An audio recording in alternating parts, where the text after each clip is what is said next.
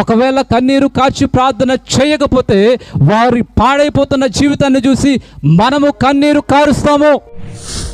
ప్రియ తల్లి, ప్రియ తండ్రి, ప్రియ సహోదరుడా, ప్రియ సహోదరి, ఈరోజు మనము మన కుమారునికైనను కుమార్తెకైనను దేవుని వాక్యాన్ని ప్రకటించే ప్రయత్నం చేస్తున్నామా? వారి కొరకు కన్నీరు కార్చి ప్రార్థన చేసేవారుగా ఉన్నామా? ఒకవేళ కన్నీరు కార్చి ప్రార్థన చేయకపోతే నీవేమో అబ్రహాము రొమ్మును ఆనుకుని ఉంటావు, నీ సొంత కుమారుడు అగ్నిలో కాలుతూ కనిపిస్తాడు.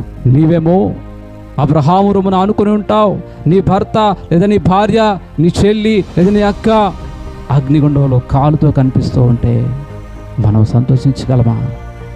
కనుకనే అగ్నిగుండం గురించి దేవుని వాక్యం ఏం సెలవిస్తుందో తెలుస్తా. ప్రకటన గ్రంథము 20వ అధ్యాయము 15వ వచనము, ఎవరి పేరైనను జీవ గ్రంథమందు వ్రాయబడినట్టు కనబడని యెడల వాడు అగ్ని గుండములో పడవేయబడును.